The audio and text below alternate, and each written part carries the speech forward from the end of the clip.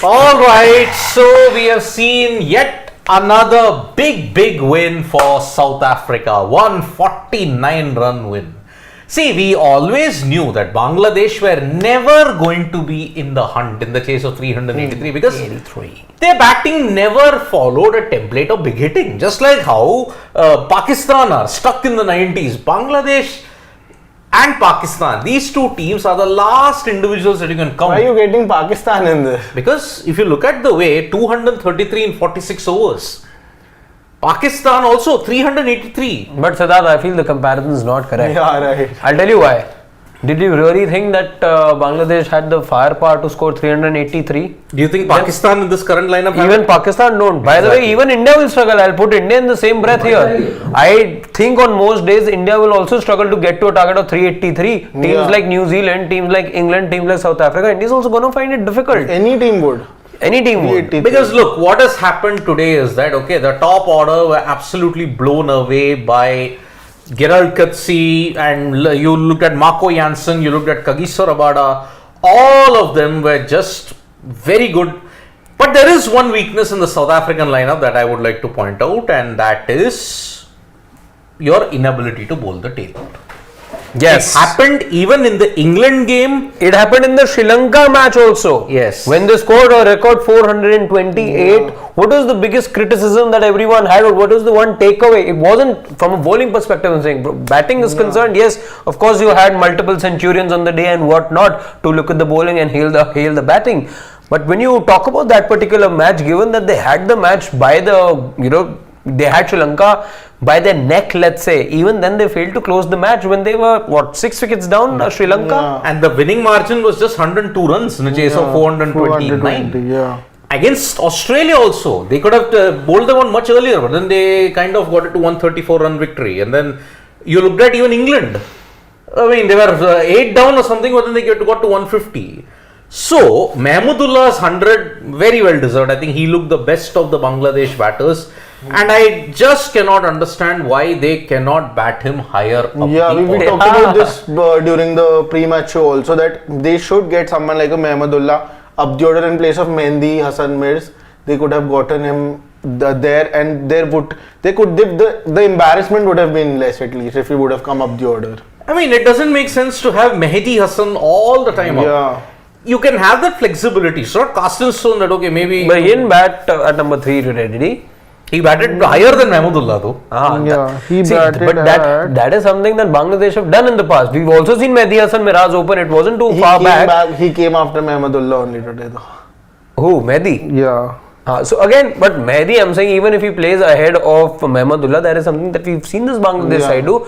It was in the Asia Cup that Mehdi Hasan Miraz, while opening, had scored a century as well. Yep. So they use him as a floater. But I agree with your point that somebody with the caliber of Mahmudullah, why is he batting so low? Let's say number 7, number 8. He comes into bat, by the way, after Mushfiqur Rahim, who also, let's say, bats at number 6 as far as this lineup is concerned. Maybe, I think this is my hypothesis as far as Bangladesh are concerned. They feel, especially in big chases, to do the heavy lifting towards the end, you need to have an experienced hand, and that is Mahmudullah, who has the technique, who has the experience, and who has the potential to get you those crucial runs as well, which is why they save him for the business end. That's what I think. Maybe there might be a semblance to it, because see, your top 7 scored only 122. The remainder of the 3 with Mahmudullah combined to hit 111. So the lower order is hanging in there with Mahmudullah, but your top order, look at the lengths that they fell to. Short, back of a length, the hard length. Shakib fended at one, Mushfiqur Rahim uppercut one. 2 deliveries down the leg side, one was full and other was short.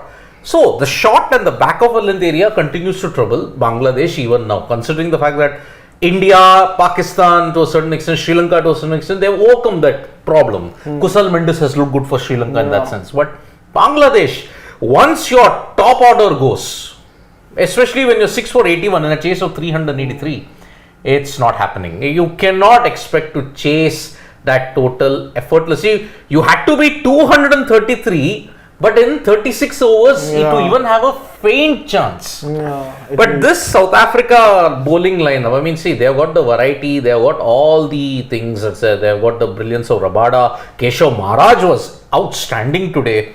Kutsi took wickets but leaked runs. Lizard Williams looked slightly out of place. Jansen 2 for 39. But as pointed out, South Africa are going to play an important 2 matches now against Pakistan and against India. One on 27th, then against New Zealand on November 1. Let's not make any mistake about it. And then against India on November 5. Yeah. Now, the inability to bowl the tail out. It's happened against Sri Lanka. It's happened against England. It's happened against Australia. Bangladesh. It's happened against Bangladesh. Will this be the ultimate deflator for South Africa heading into the business end of the tournament? Guys, the forum's open. I don't think so. That's going to be that big a concern with teams like someone like a Bangladesh and Sri Lanka. You can afford such a thing because you have gotten that buffer of runs. But with someone like in India, New Zealand, and the third match is Pakistan also I would like to leave out of this list though. But someone against like in India or in New Zealand, this problem could concern them because the buffer won't be that much. Because here the Bangladeshi bowling struggled a lot. You had that buffer. I would also like to point out the wicket of Bombay has been tremendously flat and a great batting pitch because they got the 400 runs also here, 399 here, and today also they got this good score on wickets that are not such high scoring wickets. And when you have to when you're not getting those many runs, that buffer will automatically end, and this problem would definitely come ahead. I have a different take on this. I think this potentially is a big weakness that the big teams will target against South Africa because it's glaring now. It doesn't take a genius for you to realize that they struggle to close things at the death, and they've been targeted. Marco Jansen, yes, today his numbers are good, but you look at the start that he had, he's been hit or miss. Rather, there's been more misses with regards to Marco Jansen than hits, let's say. Kagiso Rabada has been good. Kudzi, can blow hot and cold at times. Yes, he's been rewarded with wickets off late, but again, didn't start the tournament too brightly, lacks the experience at the moment as well. And I think one of the reasons why they're conceding too many runs at the death is because they don't have Andrik Nokia, who does death bowling and definitely bowls those toe-crushing Yorkers towards the death. They're missing that. Plus the fact that Marco Jansen hasn't yet come to the party. It's out there, the fact that he's been conceding runs. I would just leave out today's performance because today again you were not up against, let's say, a heavyweight. You were only up against Bangladesh. So I think going forward, and there is you seeing this now happen again and again. Against Sri Lanka it happened, then again it happened against partly against Australia as well, and against England and today as well. So you are seeing this become a repetitive thing. So against, let's say, teams like India, against Pakistan as well, you never know which Pakistan turns up, even though Pakistan have their own problems at the moment as well. But that's not to say that Pakistan or anyone playing like Pakistan at the moment can't do this, because if Bangladesh can do this, because if the other teams that they play, Australia can do this, Sri Lanka can do this, sure enough, and India will do it. So that, I think, will be something that South Africa will have to fix. Because if you look at it, let's look at the India versus South Africa game, because that is going to be the most important clash after India-England. Okay. India love to chase. They have won all 5 games so far by chasing. South Africa have won all their games while batting first. The one game that they chased, they lost to the Netherlands. Now, what has been the key success mantra for South Africa? Striking early in the power play. Something that the other teams have not been able to do to India. Except for Australia, where they had reduced them for 2 for 3 in Chennai. But then, the later part of the middle order, they contributed. South Africa, if they adopt the same mantra, that's why they can potentially hurt India in Kolkata in seam-friendly conditions. Yeah. But if the team has depth, and that's where your number 8 could be very vital, then South Africa's this weakness will hurt them in a big way. Exactly. So, where I see this is, the India-South Africa match could potentially decide which team heads into a knockout stage with the lowest of confidence. Because look, India have not lost many wickets in the power play, barring the Australia match. It's been Rohit straight at the top, dictating the opponents. He's just gone hammer and tongs. Kohli has been very good in the middle overs. KL Rahul has given good company along with Shreyas Iyer. But what if India find themselves at 81 for 6? That too in a chase or while batting first.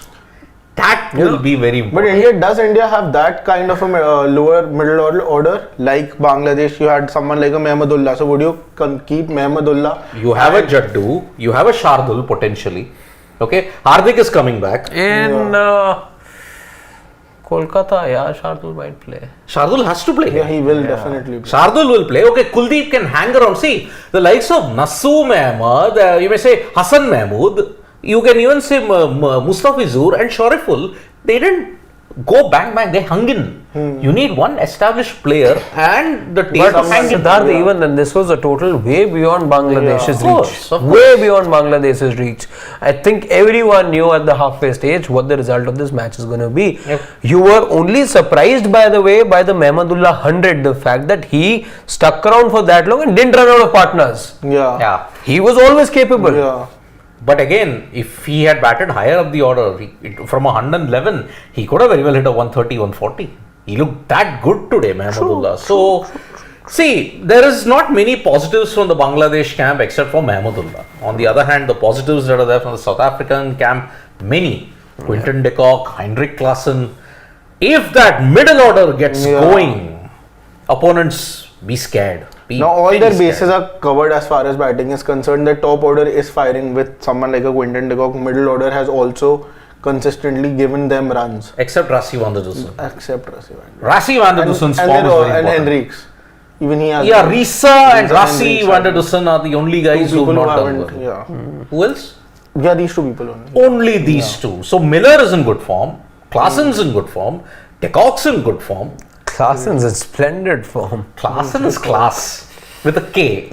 I'll add with a K. So Klaassen is simply Markram also in good form. So 4 out of the 6 are in great form. That's fine. You look at India as well. It's more or less the same. You don't quite Rohit's have in good form. exactly. Shubman in good form. Virat in good form. KL in good form. Yeah, Shreyas has. KL and Guru. Shreyas has been hit or miss. Hit or miss, yeah. Hardik not had that much of a chance. Ravindra Jadeja, but in the match that he got to play against New Zealand, Crucial played a runs. Crucial. Though I would expect more runs from Gill as well. He's yet to Fire in the terms of the way we were expecting. Everyone said that it's going to be Gill's World Cup. So in that terms, he hasn't performed that well. But he has won 50. He has won that 30 odd runs also. Sure, he will always look good. Yeah. But remember, that shot that he got out to in Dharamshala was really surprising. I mean, normally Gill doesn't play that. But yeah, I mean, he looked to be aggressive. He looked good. So that's why the form isn't a concern with him. So I will give that leeway that maybe he's only another good knock away from ensuring he is the prince at this point. So do you consider 3 places booked in the top 4? After South Africa's won the win. So let's go to the points table and can you just have a look at the points table, Shashwat, at this point in time, because now it's South Africa who have made a big surge. They have gone to number 2. Number 2, it's courtesy those big wins. Yeah. Again, it's not just helping them. 2.37. Look at that. Exactly. Oh, my that's goodness. that's why I was asking you. Teams are going to find it really hard to get to that margin. By the way, to cover, to have those kind of net run rate teams. Don't see a lot of teams doing that. And the best part about this is, look at 4, 5, 6. There is a gap. There is a bit of daylight between them. 8. So if South Africa loses one game, it's not the end of the world. But remember, I will throw a word of caution as to why you asked me that whether 3 spots are booked. South Africa had almost settled the deal in 2022. They just had to beat the Netherlands. What happened? They lost. And please, Pakistan, come in. They came in and South Africa got knocked out. But don't you think if I take your consideration that they might end up losing majority of the games they're going to play, but because of the run rate margin they have, They'll have even to if they go stop, See, even if they stop at 10 points, the net run rate is more than enough for them to I don't think- make see, it. over have This many will also things in change. This will also change. yeah. If they end up losing matches, then this positive 2.370 will slowly too much of a start to buffer. accumulate negative points as well. No, it's not much of a buffer because see, South Africa are playing Pakistan on 27th. They are playing New Zealand on 1. They are playing India on 5, and their last game is against Afghanistan. Technically, if you look at it, Sorry, New Zealand, India, and Afghanistan. and Pakistan. Okay. Pakistan they are playing on 27th. India, New Zealand on 1st. India on 5th. Now, technically, they can win 2 and lose 2 of them. Yeah. Technically, they can win against Pakistan, they can win against Afghanistan, they can even win against New Zealand. It's India only that is a major concern for them. So, South Africa need to win at least 2 to ensure. New Zealand, on the other hand, I feel that the South Africa-New Zealand game on 1st, that'll be a major churner, along with Pakistan-South Africa on 27th. As of now, when November comes, then and only then I'll be confirmed who are the top 4. Yeah, right now it's. Yeah. See, India. But even seems I to won't be say. there. I won't see. I can only say India are the only confirmed team. spot. You know, assured. Not Let's even say. New Zealand. No, Yeah, no, not even- I would say the closest to India as far as securing a place is concerned is New Zealand because they've looked very settled to me. South Africa, given the history, you never know if they end up shooting themselves in the foot. Yeah, that's what my follow-up question was going to be this, that if they end up not qualifying eventually if they end up at 10 points and they don't qualify because of the net run rate, this is the game they are going to remember. Let's hope so, but then I am saying before we take questions, I will only say one thing here, that let us wait until November 1st. After the game on November 1st, you're going to get a total this thing on who might be your top 4, a better picture in that sense. So, can we take some questions? As of now, it's 1, 2, 3, India, South Africa, New Zealand. Australia will be there tomorrow, and I think we have got a problem because our video is frozen. But Our that's South- just Abhishek Singh saying so. No, our video has frozen. Has it? Our video has frozen. So that's why I think we'll have to end this video right here, my friends. Unfortunately, it's not looking good. Yep, it's frozen. Yeah, it is So frozen. bye bye, and we'll see you soon with more updates on sports today. Bye bye, and sorry for the technical glitch. किसको बोल रहा है?